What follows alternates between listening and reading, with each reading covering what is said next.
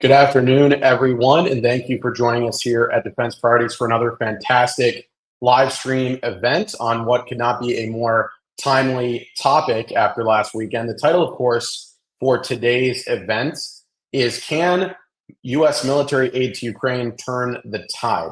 My name is Mike Domino. I'm a fellow here at Defense Priorities, and I'll be moderating our panel today. We have with us three fantastic guests, and I will go ahead and introduce them to you now. Lieutenant Colonel Danny Davis is a senior fellow and military expert at Defense Priorities. He is the host of Daniel Davis Deep Dive on YouTube.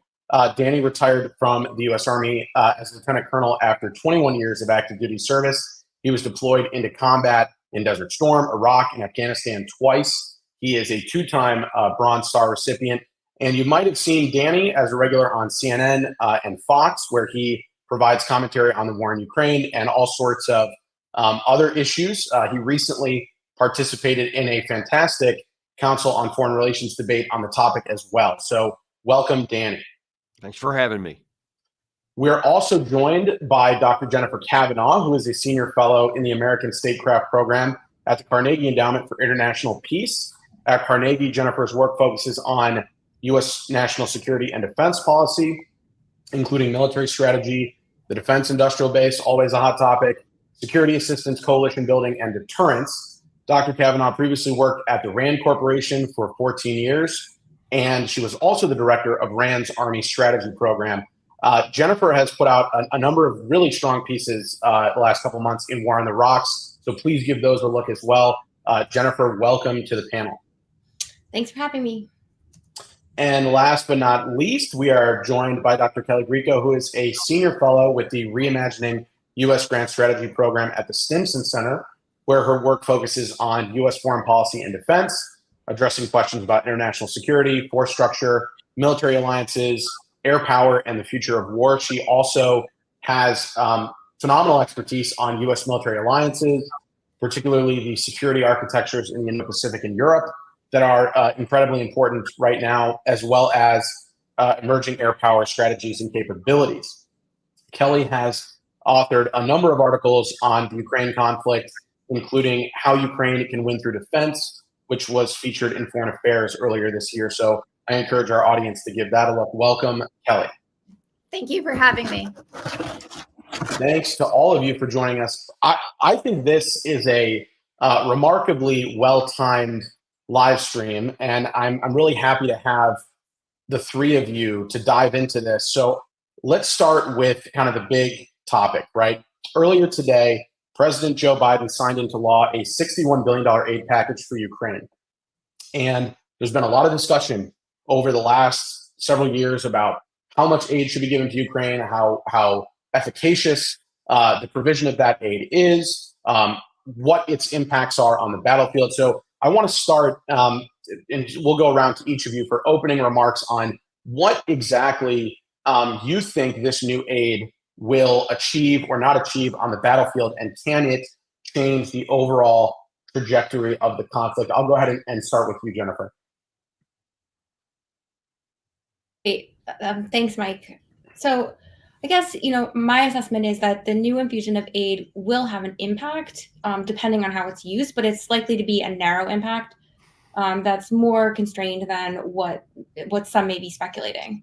I think that it can be useful in helping Ukraine to fortify its defensive lines and prevent any further gains by Russian forces should they launch an offensive this spring. But this only can happen if that aid is really allocated towards defensive capabilities, air defense, fortifications, munitions, artillery. The idea being to create a layered defense that would make it hard for Russia to make any further gains. I don't think that the aid on its own will help to necessarily change the long-term trajectory of the conflict or help Ukraine take back territory or even really prepare it for another counteroffensive looking at 2025 or 2026. If you look at just the quantity of aid that the United States and Europe have already provided to Ukraine, it's likely that whatever aid comes in the future is going to be smaller than that, at least in the near term, just given the constraints of the defense industrial base and how much can be produced in the near term and how much remains in existing stocks. there's no one system that's going to make the difference, whether that's ATACMS or F-16s, which hopefully we can talk about the value of those systems as the panel goes on. But there's no one system that's going to make or break the future. So really focusing on these defensive priorities, I think, could make a difference. But we should be clear and honest with ourselves about that's sort of like the limits. Another key point that I think should be reinforced is that what the U.S. can provide now does not even come close to meeting what Ukraine likely needs. So it really we should be realistic about what the aid could achieve. So if you think about the 155 artillery shells, which have gotten a lot of attention, Ukraine needs up to 4 million of those a year. Right now, the U.S. can produce only about 350,000. That's assuming that all production goes to Ukraine, which is unrealistic because we know that there are other conflicts in other places that also need these capabilities. So that's just one example of where what the U.S. can provide does not meet Ukraine's needs and is not likely to in the future. And so it's just kind of like a reality check, sort of what that can provide.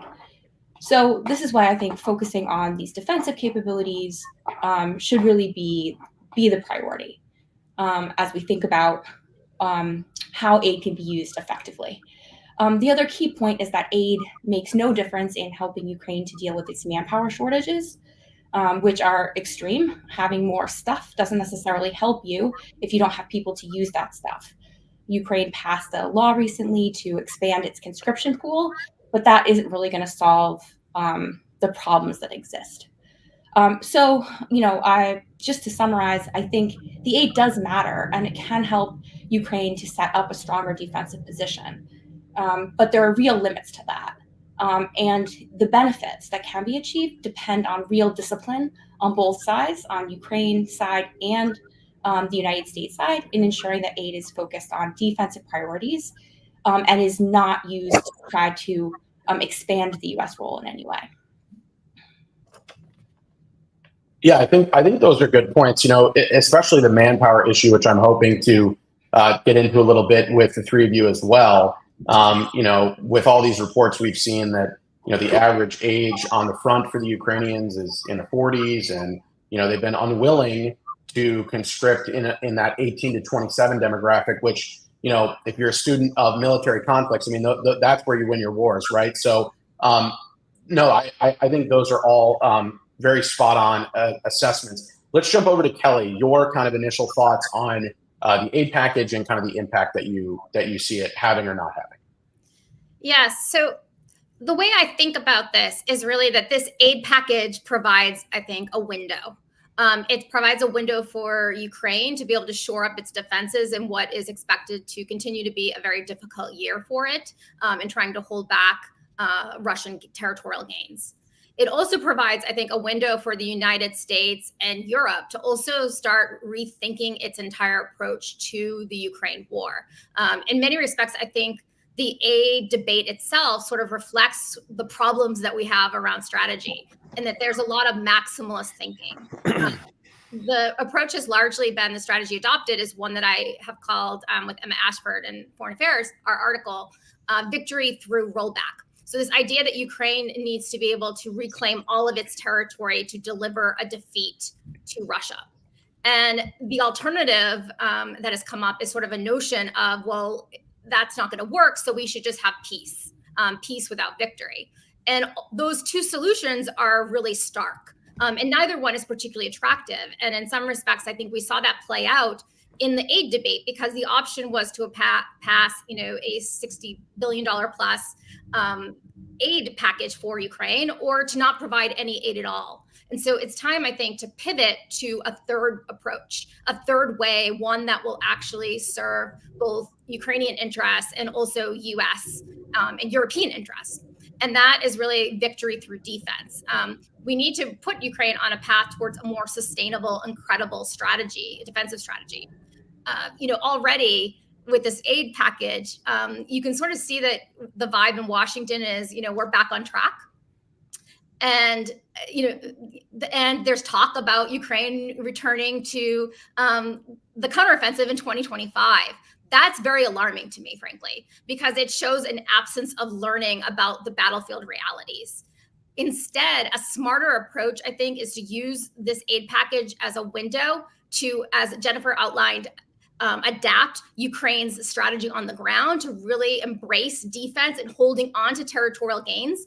And that also is a higher likelihood of delivering a political defeat to Putin, because his strategy right now is essentially to outlast Western support and to outlast Ukraine's manpower, recognizing he has significant advantages in manpower and in his industrial base. And so the best way to disabuse him of that notion so that he's more willing to come to a negotiating table and settle the war is to show that Ukraine can credibly sustain this war long term and that he can't achieve a complete victory on the battlefield. And a defensive approach is the most likely to do that. And I think that's really where we need to pivot. I think that's a great point. I think, this notion that this is an opportunity to sort of take stock of where we are and not make the same mistakes that we've made in the past is an excellent point. And Danny, I'll jump over to you. Your initial thoughts on the aid package, on sort of how you see this having an impact. Well, I'm a bit of an outlier here because I categorically say there is no chance that this can change the outcome of the war, and that it will only have a minimal, even delaying effect on the battlefield. So I don't even think that there's a path to a defensive strategy that has any possibility of outlasting Russia in any capacity. And the reason is very clear on the manpower issue. It's a combination of many things, but it pivots off the manpower issue. Russia not only has more men by millions, and they certainly do, but they also have more trained men, because they actually did something that I advocated strongly that Ukraine do in the early part of the war, which is that they should have taken a large chunk of men, like 100,000, moved them out of contact, start to train them up over between a year to 18 months, if they could possibly, hold that much patience, and then have a defensive strategy that would give when it needed to, but only to buy time for these guys to go on an offensive, so that they had a credible offensive force that was equipped, maintained, and trained. The critical part there is having a trained force. They didn't do that. They tried to do it on the cheap, and they did it quickly. They trained very minimally. And in the 2023, they lost the vast majority of everybody that even had trained up prior to the war, and most of those that had trained afterwards. So right now, you don't have to have trained much at all to be able to hold a trench line. You can train a guy for 2 to 3 weeks and teach him how to shoot, and he can hold a trench line. But he can't conduct even active defense on that line. When you take a look at what's actually been offered in this $61 billion, the vast majority, according to the Secretary of Defense, who celebrated this, that 50 billion or so of that is actually going back into the American system here. And only 13.8 billion was directly estimated to go to Ukraine. And in the first package, which I think has just been announced just hours ago by the Department of Defense, there's a $1 billion drawdown package. And it's a long list of stuff. I mean, it's got Bradleys, it's got 105 millimeter, 155 millimeter, all kinds of stuff, and a bunch more beyond that. Only $1 billion, which means you're getting just a handful of any one of these things. Right now, Mike, there is a 600-mile front, and Russia is on the move in almost every bit of that. At least 5 or 6 key points in there. They're on the move and making significant gains in recent days. Even now, than it used to be, a few meters per day. Now that they're getting half a kilometer per day. They're making much more rapid progress, because the Ukraine side is not just running low on ammunition, which it is, but they're also running short of trained manpower. They're running short of mines. That's a recent development I haven't seen many talk about in the Western media, is that the minefields that Russia used to break the teeth of the Ukrainian offensive last year had been used by many places by the Ukrainians on their side, but they're running so low on them. Now, all of a sudden, we're starting to see maneuver by the Russian side, because there's not enough mines to channel them into areas. And that is an alarming development, because if Russia starts moving larger scale, because they don't have to go inch by inch with men on the ground like Ukraine tried to do, now then they're actually advancing in armored vehicles and then putting them on the other side. That can't be sustained on the Ukraine side.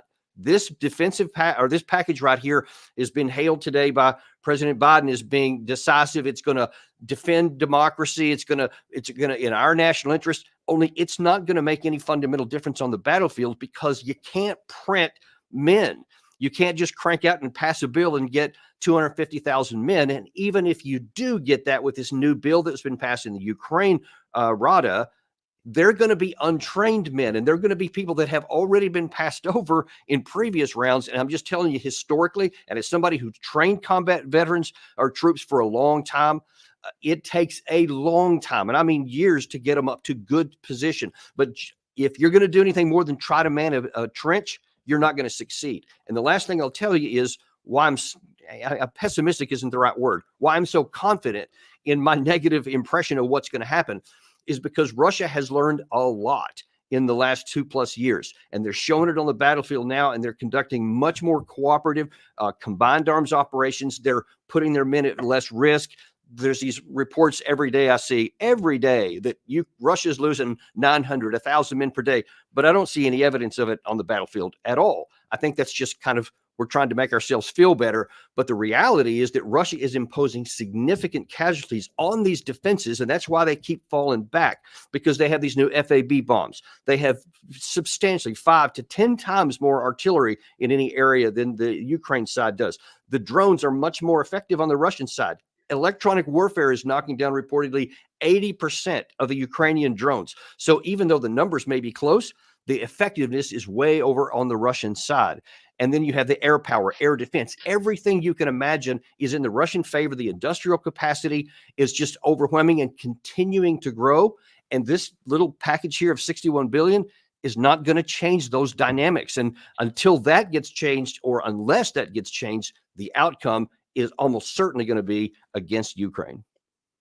Yeah, I think those are all good points, Danny. You know, as we know, generating offensive force is so much harder to do than, you know, merely having people, sit in a trench, or like you said, it's even more complicated than active defense. I think those are all good points. You know, we also saw General Cavoli's testimony on the Hill the other day, the UCOM commander, that in their assessment, the Russian military is actually 15% larger today than it was at the beginning of the conflict. Right. So to your point, you know, I think it's taken that, you know, the Russians, for all of their, tactical shortcomings and operational shortcomings, you know, they are showing that they can learn and adapt, just the same as the Ukrainians or any other belligerent in a conflict.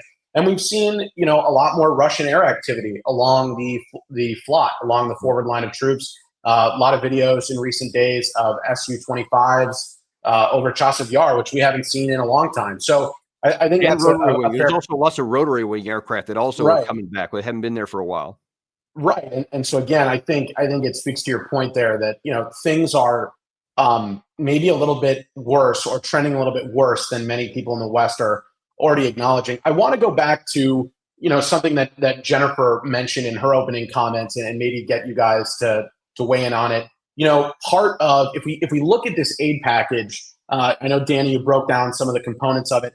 One of the things that a lot of people have honed in on is that the Biden administration will be providing the longer range ATACMS variants, the M39A1, the M48, and the M57. These are the 300-kilometer range ATACMS that the Biden administration has refrained from sending, you know, due to concerns about escalation and sort of, deep strikes inside Russia, that sort of thing. Jennifer, I know you mentioned, you know, there's no silver bullet. Do you think these long-range fires will change much, or do you feel like, you know, they kind of fall into the same bucket as maybe F-16s or Abrams or Bradleys, that there's just that the effect isn't so much going to be seen on the front lines? Well, I mean, it's possible that they have an effect on the margins, in terms of trying to disrupt Russia's supply lines.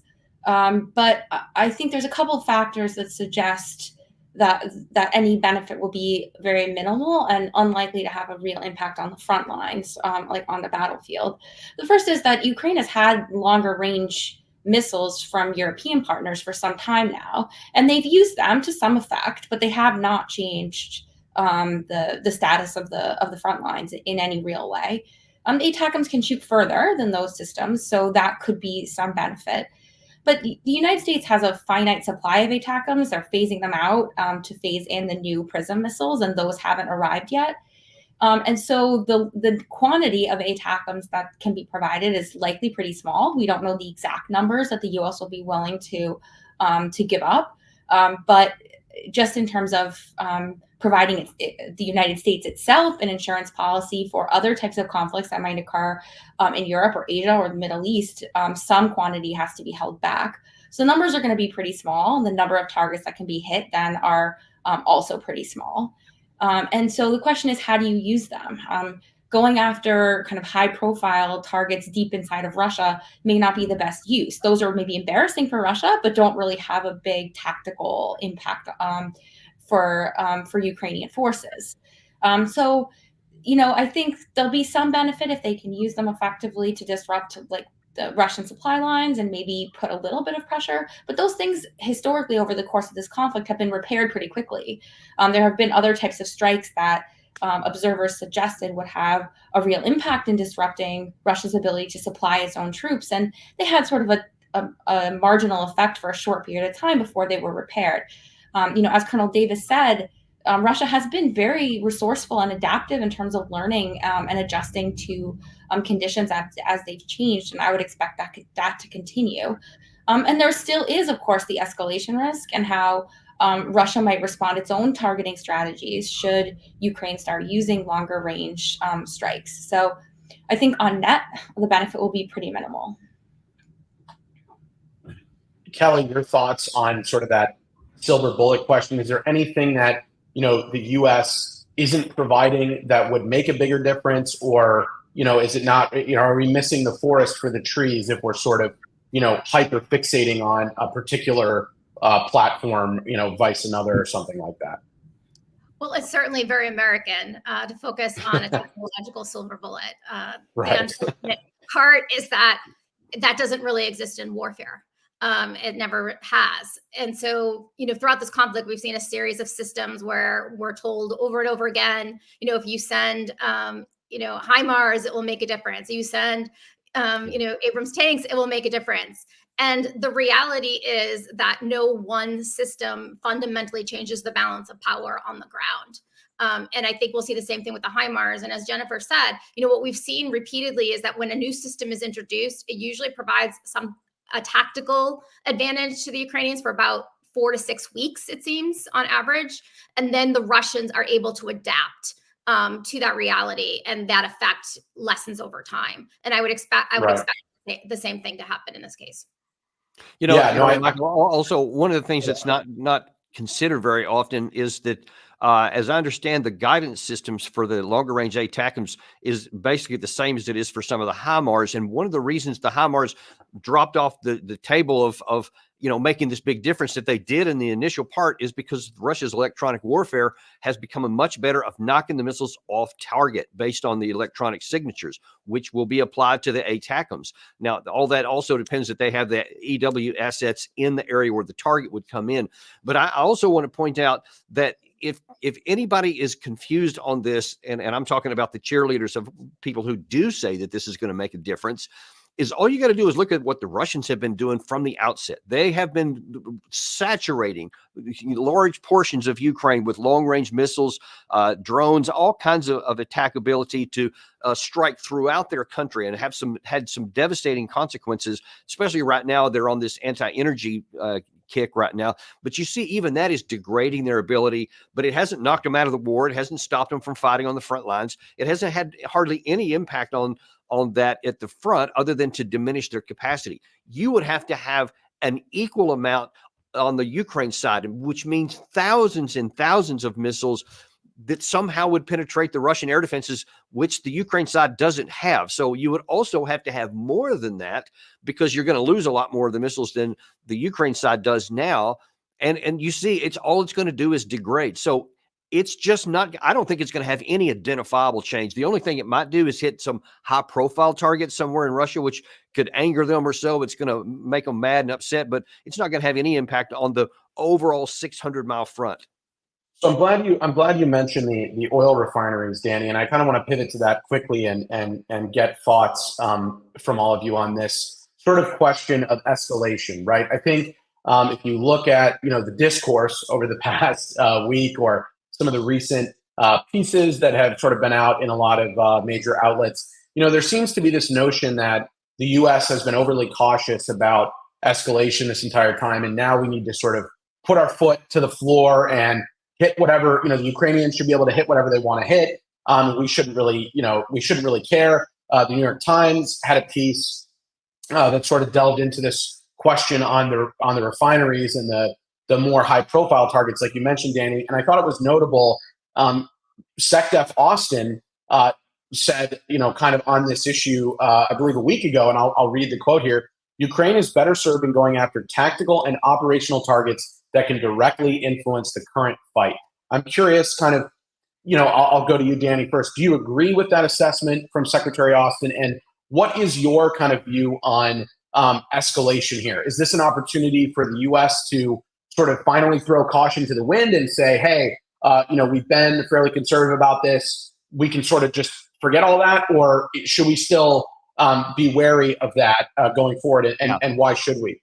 If there was any possibility that Ukraine could win the war and that Russia would be defeated conventionally and would go back to their side of the internationally recognized borders, and that this wouldn't escalate into nuclear weapons, then I would probably say, give it a shot. Let's take that risk. But that's not the world that exists. The world that does exist is that Russia is not going to be pushed back militarily because they have all the categories of advantages that we've talked about already. And they have the nuclear deterrent card that they can play. And then, in my view, there is zero chance that Russia could ever be in a position to where it is being defeated militarily and forced out of what now it claims its own territory with these 4 oblasts, or especially Crimea, that they would not resort to nuclear weapons. So to, quote, succeed is to almost certainly escalate. And I have been advocating from before the war started and never changed outwardly that the escalation risk is the worst, most foolish thing that we can even play with, because the consequence of this thing escalating between a clash between the U.S. and Russia has devastating consequences for our national security, our economic prosperity, our future as a nation. I mean, everything bad and absolutely nothing good could come from that. So why would we even want to pretend to play with something like that? Our national interests are best served by saying, hey, let's bring this thing to an end quickly and shore up the Eastern defense of NATO. Right. Perfect. No, keep doing that. No problem. But although that's not going to be necessary because Russia doesn't have the capacity to wage on that. But if you want to do it, that's cool. Then that lowers the temperature. And I'm sorry I missed your first question there about the long range, what Austin said. Absolutely. One of the few times I've actually agreed with something he said. Yes, they need to focus on the near term, because those things aren't going to help you by making Russia mad or embarrassing them. You may like that they're upset, but it's not going to change the front. Let me jump over to Kelly here. Your thoughts on the sort of escalation discourse and maybe your take on Secretary Austin's comments there. Yeah, so I think there are 2 parts of this. One is this issue specifically of the oil refineries, those attacks. And then I think it's the broader issue of how to think about escalation. I think it's actually even worse in some ways than what Colonel Davis says regarding the oil refineries. Not that they're just not simply not effective, but they're actually fundamentally counterproductive for Ukraine. Because what we see in the air war in particular, because I follow that very closely, is that when Ukraine conducts these attacks, particularly deep inside Russia, they're high profile, and Russia responds in a massive way. So many of the strikes that we'll hear about in the news on cities are actually often in response, not always, but are often in response to these Ukrainian strikes. And why is that counterproductive for Ukraine? Because it's actually forcing them to expend more of those valuable and small in number air defense weapons. Their anti-air weapons are being used up. So it's creating a sort of a cycle here that is actually really damaging to Ukraine's ability to continue to keep the skies contested. And then I would just say the second part of this is that the way people talk about escalation in this war, I will say, is very disturbing to me, in the sense that it's as though people watched the movie, Dr. Strangelove, and thought that it was actually providing advice about how to think about escalation. And I just remind people that's actually a satire. And so, the one thing I would say about the Biden administration is I think they've handled the escalation issues very well in this war. And people use their success almost against them, because what they've essentially done is salami slice the way to providing Ukraine more military capability. And because Russia each time has been forced with, are you going to use a tactical nuke over a HIMARS system? No. Are you going to use it over Abrams tanks? No. And so it's essentially salami slicing. And so when they haven't responded with that maximal escalation, people say, well, see, the administration could have sent it all along. They're self-deterring, and not understanding that actually we've been conducting brinkmanship and essentially salami slicing our ways to more support. And it's that gradual approach that actually has helped to manage the escalation. And the danger now, though, is as we've sliced in our way and increased more and more levels of support, we're probably getting closer and closer actually to a real Russian red line. So our confidence is growing in our ability to manage escalation at the time when it's actually becoming more dangerous. I think that's a great point. And yes, for anyone watching, Dr. Strangelove is a satire. It is not. It's not a playbook for managing a war with Russia. That's I love that line. Right, Jennifer, over to you on this sort of on the escalation matter, and on Secretary Austin's kind of view that they're better served focusing on fighting on the front. Well, I on oil refineries, I agree 100% with my co-panelists. I also sort of question the logic given the number of sanctions that have been placed on Russia's oil industry, and the fact that it still doesn't really seem to be imposing all that much real economic pain. I mean, There's some debate, but whether wasting your long-range strike capabilities on those systems is really the right strategy. On the escalation point, I agree 100% with what Kelly said. And I would just make the point, though, that I do see a little bit of a shift in a potentially dangerous direction with the passing of the bill, which is that now that we have all this new aid and we've gotten what the Biden administration has portrayed as sort of like resounding support from Congress that this is the right direction, that we're going to continue to defend democracy. Like now that we've gotten to sort of the end of the military capabilities, like F-16s will come eventually, ATACMs, I guess, are going to be here in one of these future packages in the coming months. At least that's what's been reported. And so now the next threshold is increasing the number of US personnel or European personnel inside of Ukraine. And so this started as sort of like a drip, like Macron said it. And now, there's this idea of increasing the number of military advisors in Kyiv. And there was a foreign affairs article this week about potentially deploying European forces, not under NATO, but under European auspices to help with things like training and maintenance. And to me, that's really dangerous because, we've seen this movie before as well, this movie where we start with advising and it becomes much greater. And it's really hard for me to see how you disentangle Article 5 guarantees from having European or increasing numbers of US forces on the ground, and how you distinguish between what is just advising and what becomes something more than advising. And to me, that sort of should be a red line for both the Biden administration and NATO partners, is that Ukraine, the United States and NATO partners provide military aid, but not actually personnel. And this has gained momentum, I think, because Ukraine is struggling with manpower. And so there's this idea that the United States or NATO partners or European partners could help to fill some of that gap. And that's something that I started to worry about back like in the fall, and like here we are now, and it's sort of happening. So I think, to me, that narrative and this idea that like now that we've got this aid, we have more flexibility is sort of the wrong approach. And so I kind of fall back to the opening statements where I think we were all like sort of aligned with this idea that like a defensive strategy is the way to go.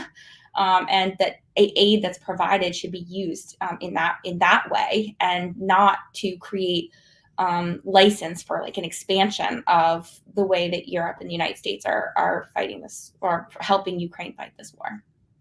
No, I think that's a great point, Jennifer, that, the more sort of we get lulled into this false sense of security, the more dangerous things can get. And the recent pieces on, well, if a European country is sending troops, it's not NATO, or it's not, you can do it in other ways, I think is a very slippery slope that frankly does validate, I think, a lot of the caution that folks have sort of pointed out over the last year or so. So we're about halfway through the panel here. Again, for those watching, please go ahead and follow us, follow our panelists. Take a look at defp.org. We've got a lot of recent papers and op-eds on all these topics that I think you might enjoy. And I want to get a little bit into two quick questions and then sort of policy recommendations. But I'll go ahead and let you, Danny, sort of weigh in on sort of Jennifer's comments and anything you want to tie us off with on that question. Yeah, I do, because I want to kind of back off to the 30,000 foot level here for a second, because I think that is absolutely vital.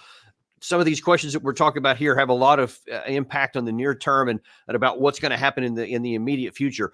But here's where I think the U.S. administration and NATO writ large are utterly failing. We have no strategy. We have no vision for where this goes. We just passed this $60 billion package after 6 months of trying. And the Great Britain just announced yesterday a 500 million pound operation where they're going to expand some of this stuff here. Nobody is saying how this is going to do anything, or even what they want it to do. Do we want to help Zelensky get back to the 1991 borders, which is what he says? Do we want to put them in a stronger negotiating position, which is what the former chairman of the Joint Chiefs of Staff, Mark Milley, at one point said? Or who knows what, because we don't hear the president say anything other than these bumper stickers, like you said earlier today, of this will help our national security as well, without explaining how. I believe what the administration owes the American people is saying, we're sending you this, your tax dollars or money we borrowed from China, wherever it came from. Here's what it's going to buy. Here's what it's going to do. Here's our objective. Here's how you know if it's successful or not. That's going to turn this around. It's going to stop the Russians here, or fill in the blank, whatever you want to do. But they owe us some kind of announcement of what we're supposed to accomplish. How do you know if this package is useful or completely wasted? We don't know, because there's no metrics. There's no anything besides bumper stickers. And folks, that doesn't do anything for the reality on the ground. You can take some tactical claims here and there that it might help this or that based on the force ratios or the ratio of artillery shells in a given part, whatever. But then what? Because here's the last part I want to mention right now. This $60 billion is out. What do you think is going to happen in 6 months when the next budget comes up? You just think they're going to say, that's it? We're not doing any more? Or is there going to be another one? Because we're talking about multiple years here, even theoretical, having an offensive in 2025 or 26. Guess what that means? Yeah. Hundreds more artillery pieces, tanks, APCs, billions more dollars. Where's that going to come from, and how much more is it? How long is this going to go on? These should be non-negotiable requirements, and I see none of them coming from the White House. I hear you. Kelly, your thoughts on that really quick. Yeah, I mean, I actually disagree a bit with that perspective, and that I think the Biden administration has a strategy. It's just a bad one. The strategy is victory through rollback. It's an idea that we will be able to ride out 2024. And it seems to be that, in 2025, we'll return to the counteroffensive and create enough pressure that Putin's willing to negotiate. And the idea, I think, is that we need to pivot to an actual feasible and more credible strategy. That's, what I'm proposing, which is victory through defense, which is to show Putin he can't achieve his maximalist war aims by shifting to defense. And then, which I think is surviving this 2024 campaign season when they're going to go more on offense, the Russians. And then I think it requires the Biden administration really to go to both capitals, Moscow and Kyiv, and to make it clear that now's the time to negotiate. It's going to have to use political capital and also dispel the myth that U.S. interests and Ukrainian interests are completely identical, because that's never true of any ally, even our closest allies, treaty allies. And Ukraine is a partner. and to be honest with Ukraine about what the real limits now are around U.S. support. But see, Kelly, and I wholeheartedly agree with your interpretation of where it should go and what we should do. But even in that, Biden's not saying that. So we don't know. That's an interpretation, maybe what it is, but I think he owes us an actual answer. I mean, he can't, no one wants to come out now after 7 months of fighting over $60 billion and say, okay, but in January of next year, we're going to be back asking for another 60 billion. Number one, because it's the middle of an election season, and that adds another layer of complication to what the administration can say.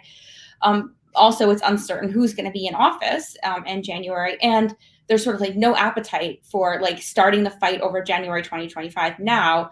I mean, I think that the Biden administration and the Ukrainian government were smart. Right now, the decision would be made to plan for 2024 as if there is no more money. Given that we just fought every fight over every next increment has gotten increasingly contentious and increasingly long. And I think that the plan should be, what if there is no more money? How do we spend the money that we got just now in 2024 so that in 2025, if we get no more money, we are okay? And that means, as Kelly has re-emphasized, focusing on the defense. It means starting now with the diplomacy. Like, talks don't just start, right? You have to like lay the foundation for talks. And third, not taking the pressure off of Europe. Because Europe was starting to make some real moves when they were concerned that the United States wasn't going to come through with additional money. The fact that money has now arrived should not be seen as permission to kind of take the foot off the gas in Europe in terms of ramping up what they're doing for the long term. And so, I think that should be the Biden administration's kind of set of priorities in terms of how they play out the next 8 or whatever months. Yeah, I think that's a good back and forth. And I want to turn really quick to 2 lightning round questions, and then I kind of want to get to policy recommendations as we bring this thing home. So really quick, I'll start with Jennifer, and then we'll go to Kelly, and then Danny. We've talked a little bit about early on, a few of you in your opening statements, sort of in the limits of U.S. and European industrial capacity when it comes to provisioning a lot of this aid. I'm curious, do you think the United States can produce enough of this material over the long term without compromising, our needs and requirements in the Indo-Pacific? I mean, in the Middle East, they seem to be increasing over the past several weeks with all of the back and forth between Israel and Iran as far as air defense and things like that. I'm curious, sort of, your view on that industrial capacity question, really quick, and anything you would highlight as sort of what the priorities should be there. So I think it matters a little bit what system you're talking about. And one kind of black box that we don't know is we don't really have a good picture of what DoD stocks look like. Some in DoD would say that they are very low. I'm a little bit skeptical, and I think we should kind of put in context what that very low means. Like, does it mean less than 100% when they still have a lot? But I do think that in certain areas there are real limits. We talked about the limits on ATACMS. Stingers are another area where like a replacement is going to be sometime off, and so there's limited quantities of those weapons, and they are also needed again in the Middle East and in the Indo-Pacific. Air defense is another area where there's a real limits, both in producing the actual Patriot systems, which are in high demand across the globe, as well as the missiles for those systems, which are in short supply and have been used in the Middle East just recently. And we already know that there's some pressure on those systems, in that the United States has asked Japan to transfer them to the U.S. so that the U.S. can give them to Ukraine. Now, the supplemental will help to increase production rates for some of those systems. But as I said at the kind of start of this, those increases will come nowhere near to meeting Ukraine's needs by most estimates. Europe can help to fill some of that gap, but in areas like 155 ammunition, even with European capacity assuming that they reach their targets by the end of 2025, you're still below what Ukraine says that it needs. The other concern that I have about the spending in the defense industrial base is, the big tagline for the administration is that 60% of this money is going back into the U.S. defense industrial base, and that's true in some sense, but there's two limits to that. The first is that the workforce issue constrains how quickly that money can be activated. Right now, there's one of the big constraints on defense industrial production is how many workers are available to man these factories. And that's something that doesn't increase overnight, and it increases even slower than building new factories because you have to train workers and get them clearances. So that's one factor. And the other is that spending all of this money to build up the defense industrial base to fight a land war has some implications for U.S. readiness for other theaters, namely the Indo-Pacific, which will not be a land war, but will be a naval and air war. And the systems that are needed there, while there's some overlap in terms of, for example, what Taiwan might need, what the U.S. needs is very different in terms of long-range strike missiles and submarines and ships and aircrafts. And the money that's being allocated isn't going to those systems. And so that's a long-term choice to refocus the defense industrial base in ways that may not actually match U.S. long-term defense needs. Kelly, anything you want to add there on the defense industrial side of this, limits, issues you would flag when it comes to Ukraine? Yeah, I mean, I think Jennifer covered this really well, and she's certainly an expert on this topic. I'll just speak specifically, I think, probably about the Patriot system, since Ukraine is placing a lot of emphasis on that. Earlier this month, around the start of April, Zelensky suggested that Ukraine needed 25 Patriot units to protect the country, and I mean. And the Secretary of Defense for Ukraine identified where they thought there were about 100 throughout the world. And so I just would make 2 points about this. One, that's an enormous number. And I'm not doubting that that's maybe the reality. It's certainly one that the United States and those countries they've identified will not be able to provide. And I would just point out that often when we're talking about allies and partners transferring systems, when they transfer these systems, particularly systems that they need for their own self-defense, like the Patriot, it's actually making U.S. security commitment problems worse because they're transferring those systems, endangering or risking their own security, knowing often that they have a U.S. security guarantee if they come into trouble. And so this is actually making our commitments and the resources we need even worse. And so I think, again, this is a reality that we have to come to terms with the gap between our ambitions and the resources we have available. And we're going to have to make hard choices. There's no way around that.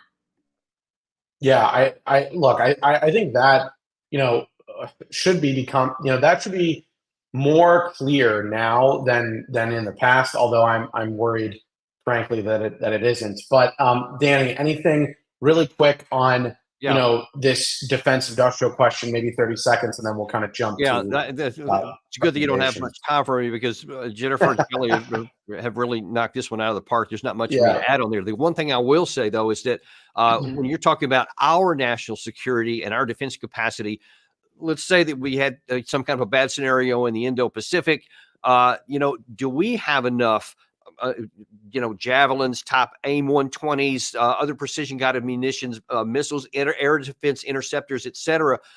And all of our recent war games have shown that we could run out of a lot of them within a week or two. We don't have enough to sustain combat, and we need to look much more at our own inventories aside from Ukraine or Israel. What do we need if we're going to actually execute our war strategy and it turns into an extended? I think that's something that needs to be looked at.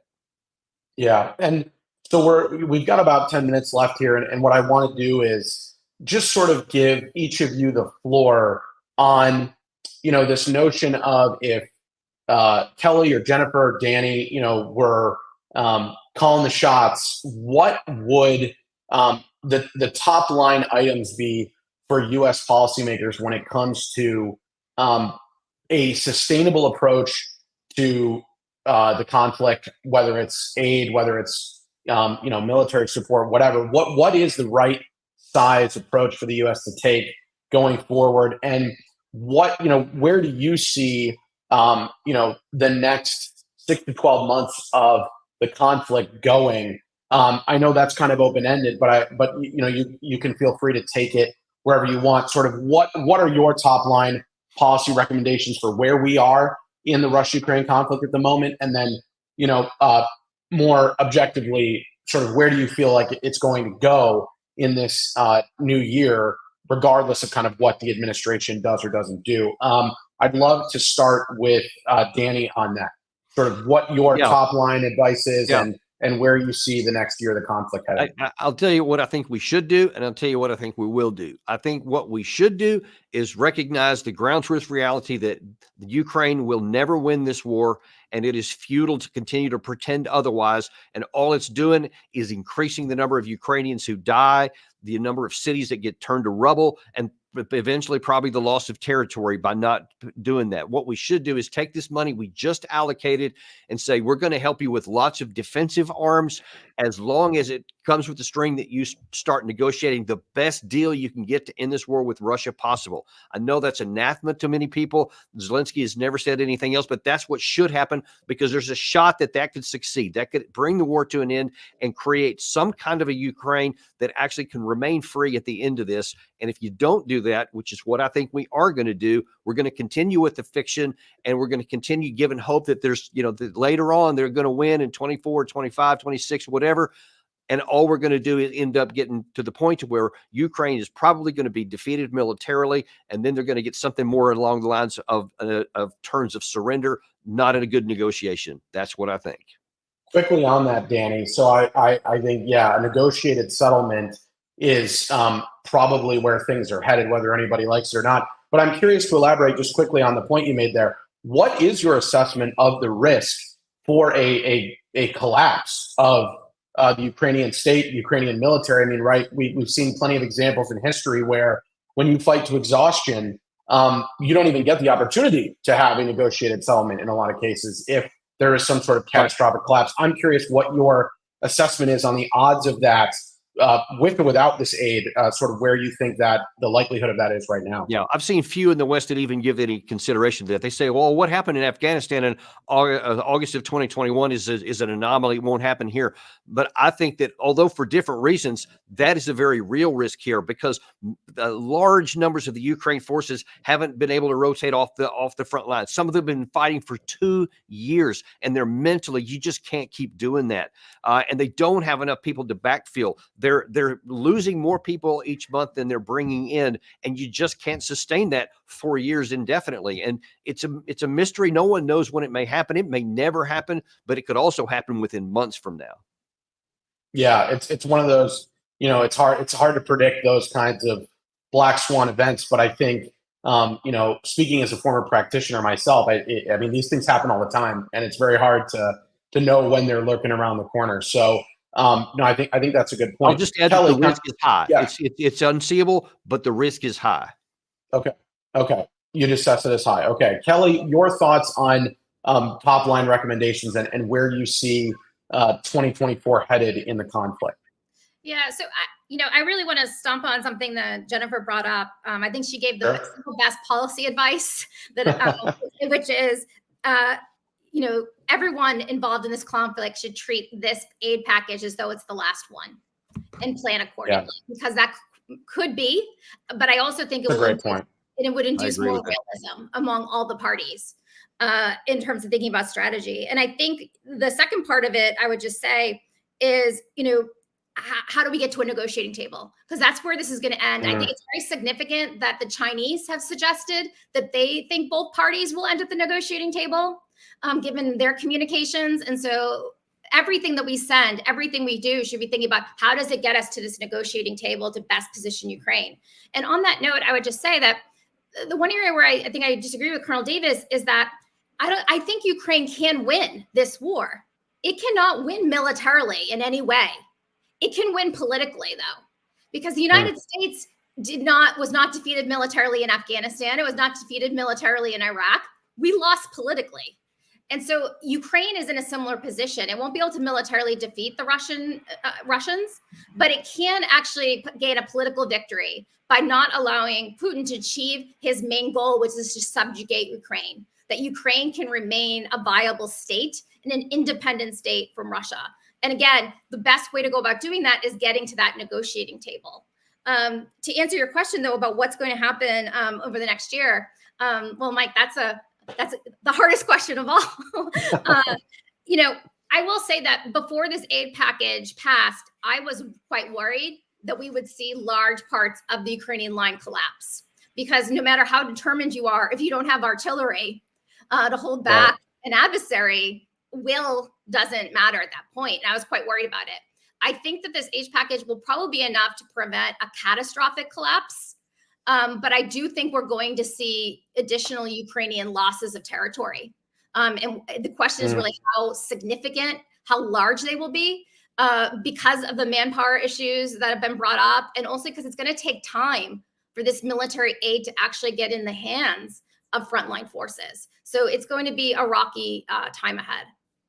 Yeah, and I think there's this big question, right, of is a sovereign and independent Ukraine that maybe doesn't have all of its territory, but is a viable state, to your point, that is, more integrated and supported by the West than ever. Is that preferable to maybe this hope that 100% of the territory can be reclaimed? I would probably agree with you that it is the former there. Jennifer, last kind of, over to you to kind of bring us home. Your closing comments, any sort of response to this, notion of what you would kind of lead as your top line recommendations to the administration, and then anything that you see coming or not coming over the next year. I think Kelly's point was really interesting that, she expected maybe more losses than the Ukrainians have had to this point, but we could see more of them this year as well, depending on how things fare. I'm curious for your thoughts.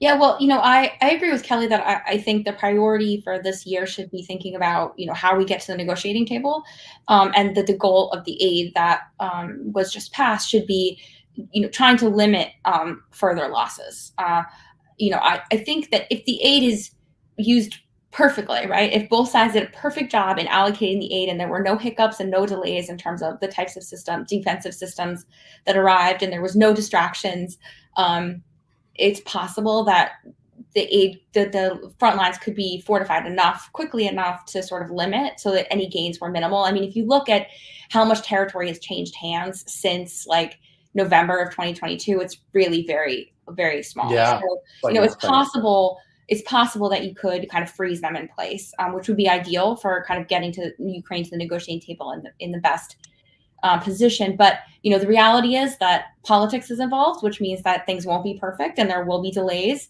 The $60 billion won't obviously arrive all at once. I think Colonel Davis made a great point about sort of how it's going to arrive in sort of in pieces. And so that will sort of limit the effect. But, I think it really does require discipline by all parties involved here. Discipline on the United States part in terms of providing the types of aid that can fortify lines, but not waste effort or waste money. Discipline on the Ukrainian side in terms of using the aid that way. And discipline on the European side and sticking to the plan that they had when they thought no more U.S. aid was coming. And I guess the last point I would make is just, I think another priority for the Biden administration should be really thinking carefully about how this aid is invested in the defense industrial base, because there's a potential for it to have the impact that people suggest in terms of actually helping the United States to recapitalize and reinvigorate. But there's also the potential for it to have really long-term implications in terms of focusing the defense industrial base in places that are really good for Ukraine, but not great for U.S. long-term interests. And as Kelly said, U.S. and Ukrainian interests aren't the same. They've never been the same. And so that should be a consideration but as we think about how this aid is allocated now and then going forward for the rest of the year.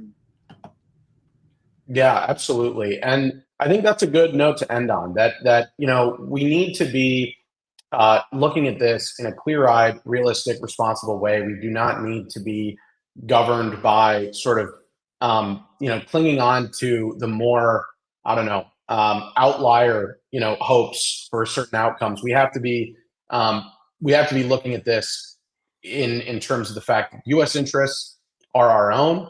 They're not perfectly lined up with Ukraine or anybody else, and that's okay. And that's how international relations works. And we can proceed in a way that helps Ukraine, but also, is attentive to many of the issues that we talked about today. I think that's a very good note to end on.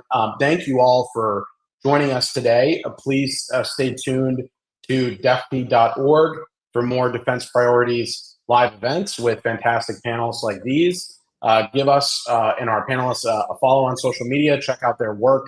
We'll be back with more content as events continue to unfold, not just in Ukraine, but obviously in the Middle East and the Indo-Pacific as well. And we really appreciate you joining us this afternoon. Thank you. Thanks for having us.